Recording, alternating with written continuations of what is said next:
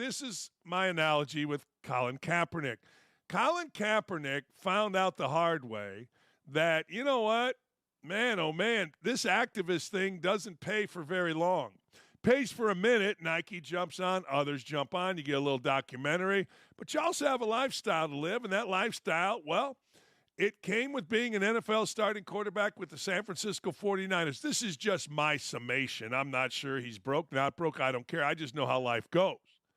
So Kaepernick, about once a year this time, begs to get himself into training camp. Now, I got to tell you, I watched Kaepernick's documentary. I was hoping to see that this guy is some deep soul. What I found was just a fraud, a lisping, soft-talking, yeah. And I'm like, uh-oh, this ain't good for Kaepernick because he wants to walk around as the Messiah, the next chosen one. And as we all know, it ain't him. Unfortunately, I mean, we all want that to happen, and I hope it happens. But no. Kaepernick seems to think that he still has the ability to play in the NFL. Look, at some point we all realize we can't do it anymore. I used to play fast pitch softball up until a few years ago when I realized I can't judge the pitch and I'm going to get killed. He's making comments, delusional comments about a return to the NFL. This same person who is responsible for sparking massive national anthem protests in the league. And he was simply not good enough. He just wasn't good enough. I'm sorry. He got beat out. Case Keenum beat him out with San Francisco. He was supposed to be good enough. He was, and then all of a sudden he wasn't. But he wants to be back in. Well, I am cynically saying the cap money ran out. It was good to be capped for a while, right? I mean, the NFL's paying you. Corporations want to align with you. Some got crabby, but they realize if I get crabby with cap, then I'm crabby with everything. And all of the lies ensued. Hands up, that kind of thing. It was all lies. It was all nonsense. It was all garbage. Turned out not to be true. But Kaepernick still made his money, but taxes come in. Lifestyle comes in. And you always realize, or then you realize, whoa, I can't make this kind of cabbage doing anything else. I've always said this about college basketball coaches. You ain't making this money doing anything else. I know you. It ain't happening. Only guys like me can make this kind of money doing something else. But I'm special. Some would say special ed, but I digress. Kaepernick saying it's something I've trained for my whole life. To be able to step back on the field, I think that would be a major moment, a major accomplishment for me. Well, he's right about that. He walked away from his career, and I've always given Kaepernick credit. He took the fall. He took the rap, but now the money's running out. Also, I think it's something that could bring a lot to a team and help them win a championship. Yeah, really? What are you going to bring? It's no different than Tim Tebow. I mean, if people felt like Tim Tebow back in the day was, worth all of the Christian zealots who were hovering around him and disrupting their team, if they thought he could win a championship, they would embrace that. Same thing with Kaepernick. And this isn't now. Now this ship has sailed. But now, or back 5 years ago, 3 years ago, whatever it is, if people thought that Kaepernick could bring them a championship, they wouldn't care about the kneeling or anything else. They wouldn't. And the fact of the matter is, Kaepernick wasn't good enough then, and he's not good enough now. But we got to go through this every year, so we'll do it. Everybody must go through this. Every year we've got to go through Kaepernick, so let's do it. Let's go through Kaepernick's track record. See, it's not just the kneeling. This is where you get in trouble. He refused to stand for the anthem. All right.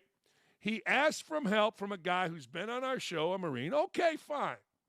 You're going to bring attention. That's great. Good for you. Yay, rah. As I always say, yay, rah, go fight, win. But then he wore socks depicting cops as pigs. Now, let me ask you a question.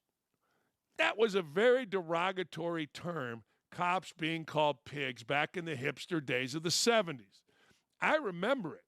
I remember people calling cops pigs, and I never really understood it. But what did I know? I was just playing basketball in a street or on my driveway. I didn't care. Call them whatever you want. Do whatever you want. It's not my thing. I'm a little kid. But I remember it, and it was derogatory. It was basically the N-word to African Americans, the F-word to gay and lesbian folks. That's what it was. It was a derogatory slur, and he knew that.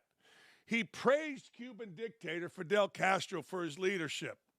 Again, I like the fact that Kaepernick tries to be this deep soul, but he's really not. He compared police to slave catchers. Claimed cops get paid leave for murdering people.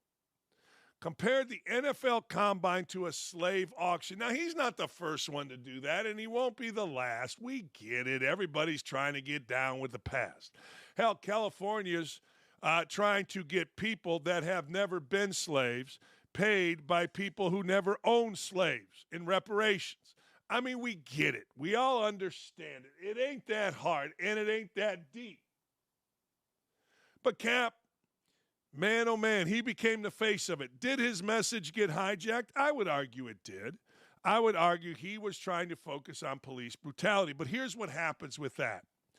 As most of us do, he didn't stay on point. As most of us do, he moved the goalposts, and he became bigger than what he thought he was. He thought he could say anything, and for a time he could. I mean, let's be honest. Every white dude, media guy in America was scared to death. Say a word. What? What did you say? Hell, our friend Grant Napier got canceled for saying all lives matter by two of the biggest idiots in the NBA, Chris Webber and Boogie Cousins, because they got mad. What are you, crazy? What are you, nuts? We're listening to morons back in this time.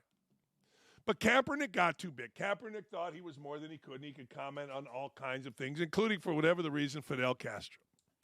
And he went after police officers, and I think everybody said, you know what, okay, maybe some police officers, certainly not all, but some are bad. Well, some football players are bad, as evidenced by arrest records. Some broadcasters are bad. Some everything are bad. I mean, look, we would like to live in a utopian society where everyone's great, but that's not the way it works. But Kaepernick overstepped, and people got tired. And then, like everything else, people moved it along. Now, if Kaepernick were really good and people felt like he's so good that people following him and his particular brand of politics, he was better than his problem, he would be in the NFL, but he's not. But we got to go through this every year. It's like Bobby Bonilla's payment of $1 million by the Mets on July 1st. We got to go through it every year. We got to listen to it, and then we move it along to the next thing. Speaking of the next thing, Stephen A. Smith, Sass, as we're going to call him. Stephen A. Smith took offense, really, to Noah Lyles' comment, the Sprinter's comment, where Lyles explains he doesn't believe the NBA champ, finals champ, are world champions. Here's what Sass had to say.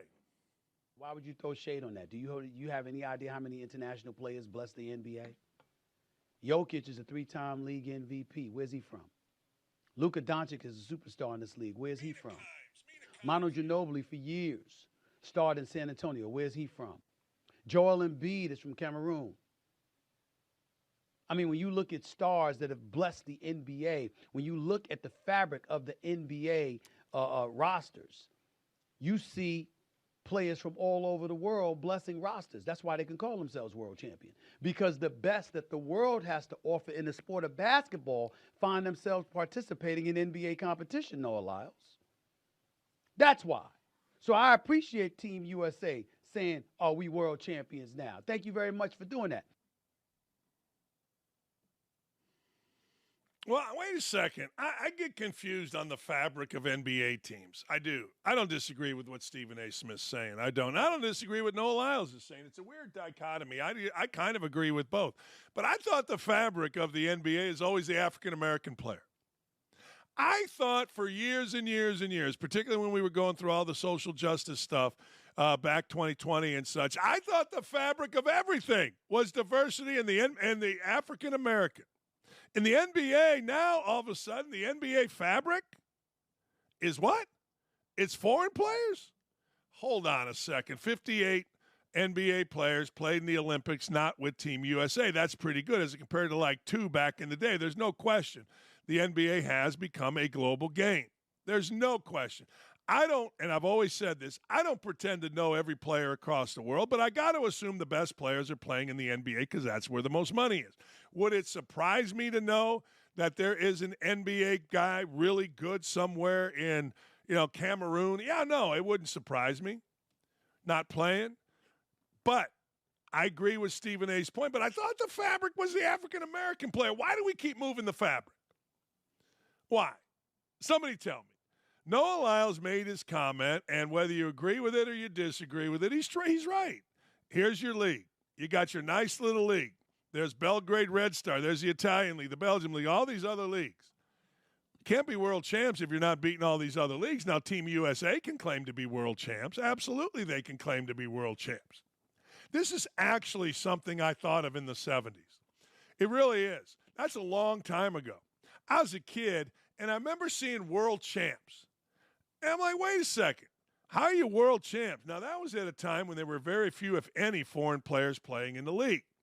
But nobody's done a better job, and David Stern, once again, was at the forefront of understanding the global impact of hoops. Baseball and basketball have had a global impact. Obviously, soccer has. It started there. It's come here. It's kind of in reverse. But I don't have any problem with Noah Lyles saying that. I don't have any problem with Noah Lyles saying, wait a second, you guys win the NBA title?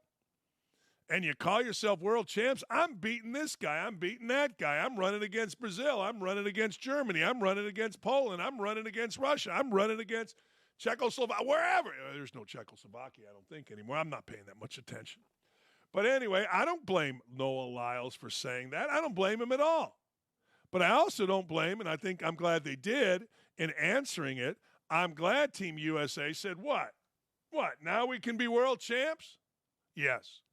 If you win the Olympics, I would argue you can say you're world champs except for soccer. Now, I don't know why I make a differentiation for soccer, but when you have something called the World Cup, and it's as popular and deep-rooted in history as the World Cup is, I got to give soccer its due. I got to say to soccer, all right, I'll give you the Olympics are great, but the World Cup is it. That's what I'll give you.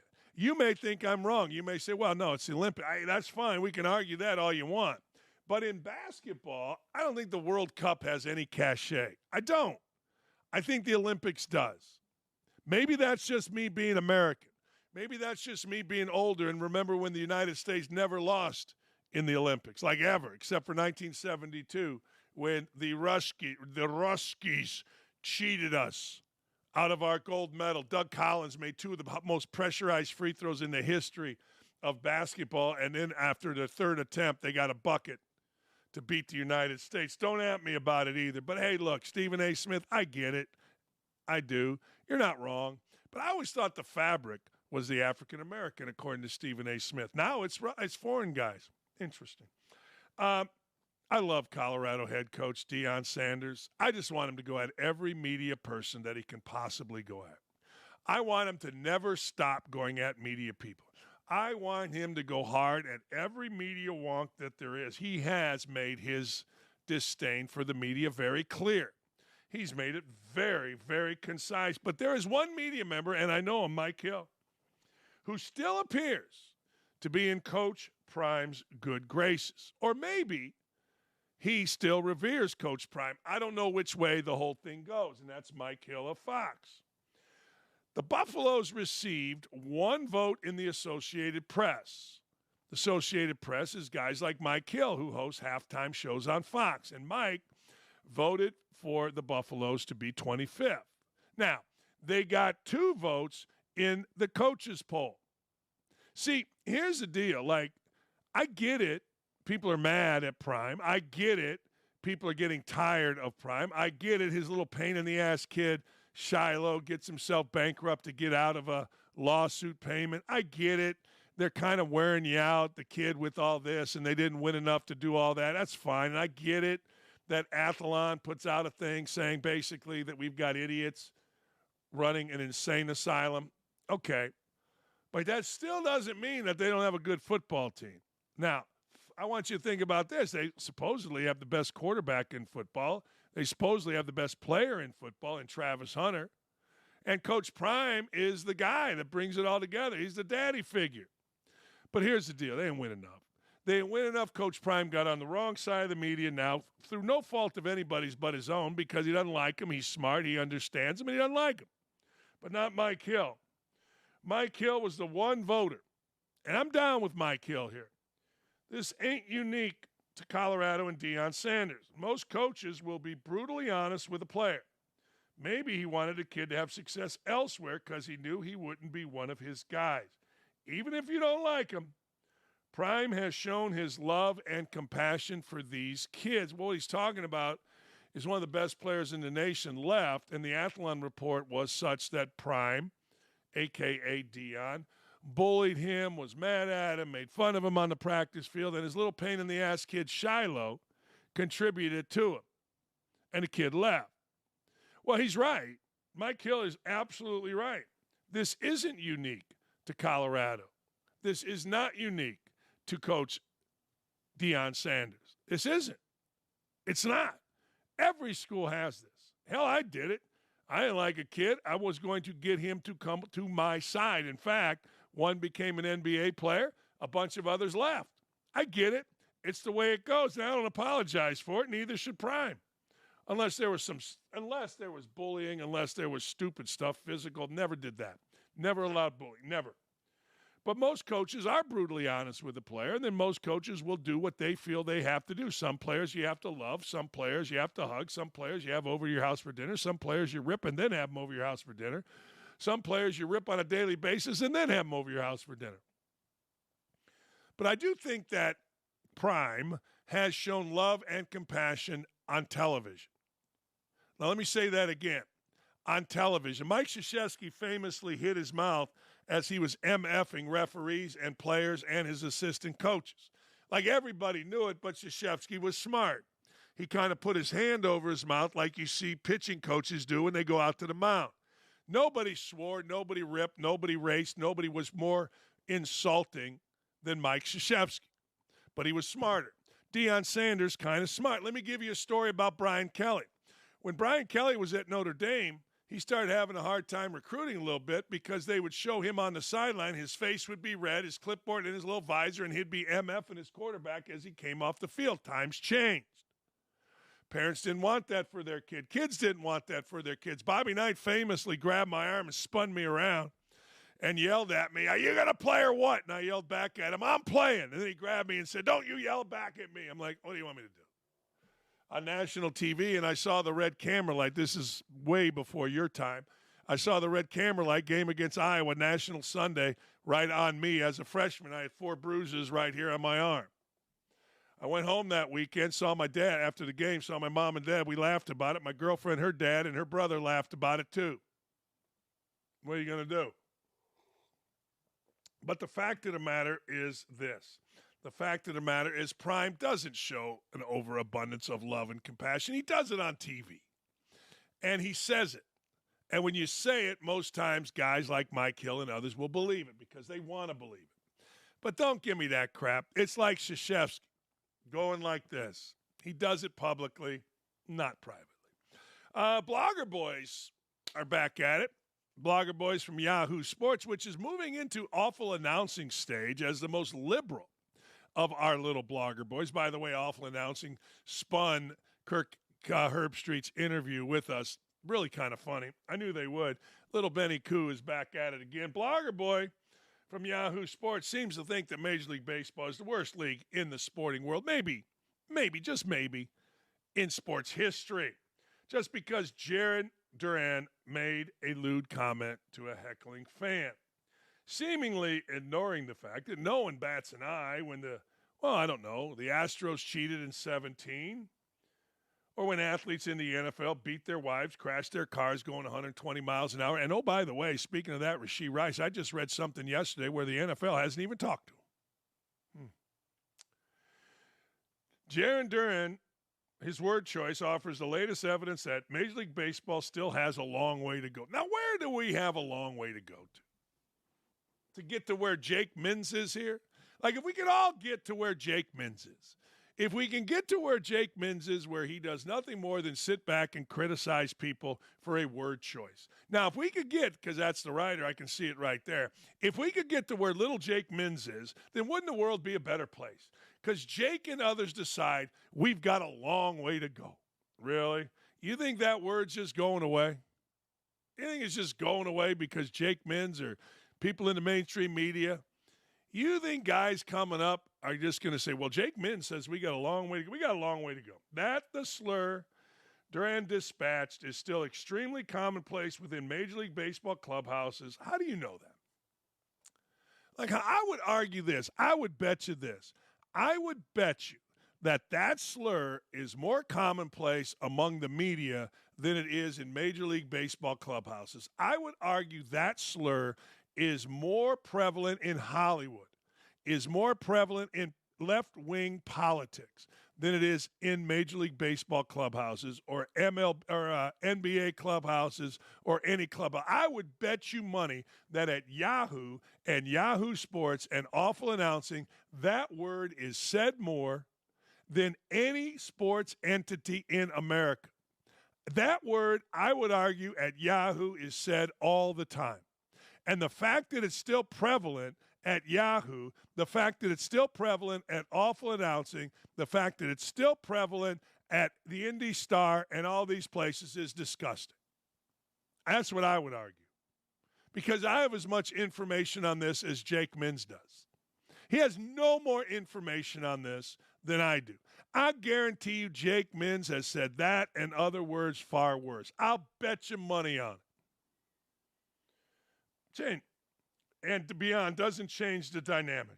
Not in the slightest. It only serves to showcase how deeply this problem is rooted. Really?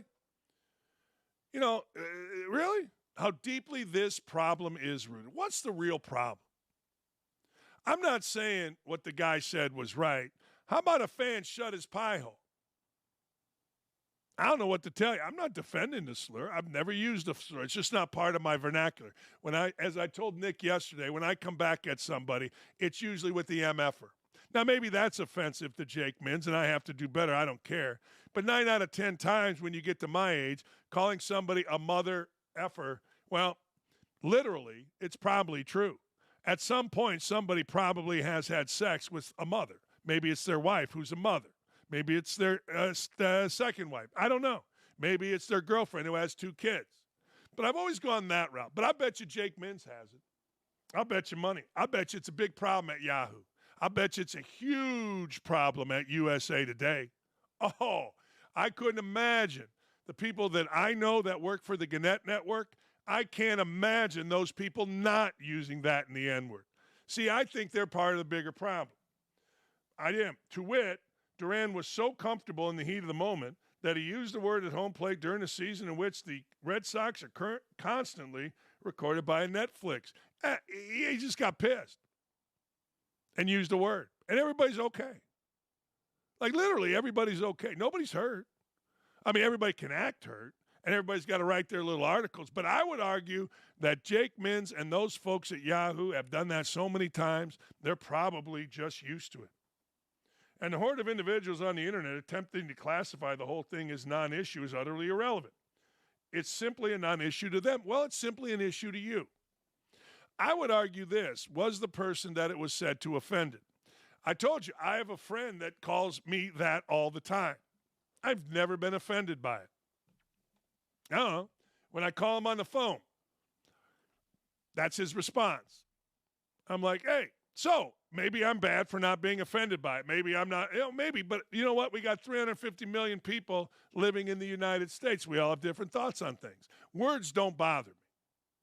Like, you can call me anything you want for the most part. Words don't bother me. Playing golf yesterday with one of my best friends. He doesn't hit the ball very far. We were on 170-yard par 3, 150-yard par 3. I go, you going to use a driver? And I know the answer. Hey, F you. Doesn't bother me. But it bothers Jake Mins because I'm sure at Yahoo and USA, I'm sure he hears it all the time. And maybe he's on a crusade to clean up his own shop. I don't know. It's simply not an issue to them just because the hurtful words was once commonplace on the middle school playground doesn't make it okay to use in 2024. Who gets to decide that? Seriously, why does Jake Mins get to decide that? I guarantee you it's used all over Yahoo. Doesn't make it okay in 84. I don't know. Society progresses, moves forward, develops in a more thoughtful and loving version of itself. No, it doesn't. You're telling me what's going on in this world is a more thoughtful and loving place? I mean, according to Jake Mins, I'm guessing Jake Mins has never commented on drag shows or LGBTQ parades, walking around with adult men with hairy backs naked in front of kids. Is that more thoughtful? Anything less is at best unnecessary, closed-minded, at worst, straight-up bullying. Well, no, it's not. It's a word said, a dumb word, an idiotic word, one that I've never used, said in the heat of the moment. And I can get beyond it. But maybe Jake can't. Maybe Jake is so tired of hearing it at work. But don't tell me this is a more loving world. Don't tell me that. Just because people say pride and, doesn't make it more loving. Look at the anger of Pride Month. Not by the people who aren't gay, the gay folks in Pride Month. The anger, the angst, the debauchery. Don't tell me. Don't tell me that this is some sort of loving world. The word is idiotic. The word is stupid. The word is wrong. I've never used that word. And I can say that in the N-word. I've never used it, and I never will. It's just not part of me. Like when I was growing up, grew up in Gary, Indiana, around Gary, Indiana. If you said that word, you might get shot in the head, so I eliminated it, the N-word. The other word I've just never used. One of my friends growing up we used to go on vacation with was one of the first people to die of AIDS, the first one that I know. I mean, this is way back. Didn't know what he passed away from. Turned out it was AIDS. Never have I used, never. I guess Jake has, though. And I'm guessing Jake's little outburst here is a result of that. Jake, do better. Do better, Jake. Do better, Yahoo. Days after Algerian boxer Imane Khelif filed a legal complaint in France over online harassment she faced in the 2024 Olympics, some high-profile people were revealed to be part of the case, including Elon Musk and J.K. Rowling. How about that? How about them apples? J.K. Rowling and Elon Musk are being sued. Now, here's the thing. J.K. Rowling and Elon Musk are big names, and if you're going to sue, go big. It's like I always tell my kids, if you're going to rob a bank, don't take $10. Now, please don't rob the bank. But if you're going to rob the damn bank, why? No. Go for millions, zillions, trillions. If you're going to go to jail or risk something going to jail, go big or go home. But the fact of the matter is, this will be interesting, particularly in Discovery, as the big boss Gary said. The big boss Gary sent us a text last night, and at first I thought it was, hey, look, dummy, be careful with what you say because we don't want to get sued. Turns out it was just to inform us about the lawsuit. I do agree with the big boss, Gary, that Discovery will be interesting. If you're going to have a lawsuit, there's going to be discovery. What does discovery mean? Questions asked by both sides that you are under oath to give a straight answer to. Are you a dude? Have you ever taken testosterone? Let me see the package. Give me some birth records. What does it show you as? Why did you have an XX chromosome then or an XY chromosome then? Now you don't. You know what I'm saying? All those questions. Have you ever taken testosterone? Have you ever taken steroids? You live up in the mountains with your people. What are you doing up there? I mean, there's a lot of questions from both sides. That's the danger of filing a lawsuit. Everybody can file a lawsuit. You can file a lawsuit against me. You can file a lawsuit against Nick. You can file a lawsuit against my dog. You can do whatever you want. But then when the lawsuit comes, you got to give up something. You got to tell the truth. And that, my friends, is going to be, as they used to say on Laughing, very, very interesting. That feels good. I may not stop right there. I may rub my fat for the rest of the morning. Hey, kind of figured this was coming. My Michigan Wolverines have backed down from having head coach Jim Harbaugh being the school's honorary captain as they open the 2024 college football season against Fresno State. On August 31st, here it is, current coach Sherrone Moore, who succeeded Harbaugh after he left for the Los Angeles Chargers in January, told reporters Tuesday that Harbaugh said he does not want to be away from his new team for that long, so close to the first game back in the NFL.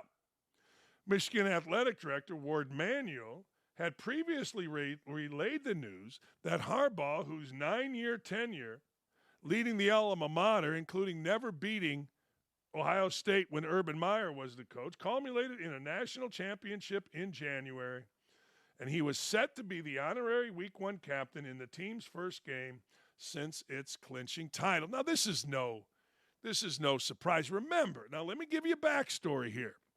The NCAA just dropped a hammer on Harbaugh with a show cause and other penalties. But that was only about cheating during COVID. Over here, the NCAA is involved in figuring out the whole Connor Stallions situation. Remember that guy, Connor Stallions, who was on the sideline of Central Michigan wearing like recording goggles, dressed in a disguise, recording Michigan State 58 times. He went out, or his people went out in person, sitting across from an upcoming opponent of Michigan and videotaping their signs, then deciphering them, and then going through them, and then enacting them. All the while, Michigan was saying he never had an interaction with a coach. Well, of course, fast forward, Sharon Moore had to delete 58 text messages, not having an interaction, but having an interaction between Stallions and him. Now he's the head coach. Now Sharon Moore's a cheat. He's always been a cheat, apparently, because he got suspended as well with Harbaugh back in the day, back earlier last season. So he was cheating then. He was cheating with Stallions. We'll see what happens. But Michigan probably did the right thing here. I very rarely tell people that they absolutely do the right thing. I'm not judge and jury of most. I just give my opinion on all. But the fact of the matter is, Michigan, yeah, they got kind of smart here. You really don't want to stick it to the man when the man gets to determine whether or not you get to play for a national championship.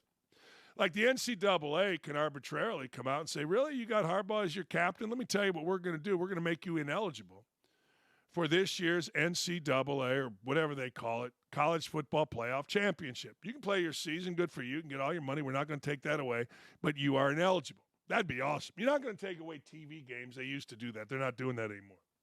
But that would be awesome. Absolutely awesome.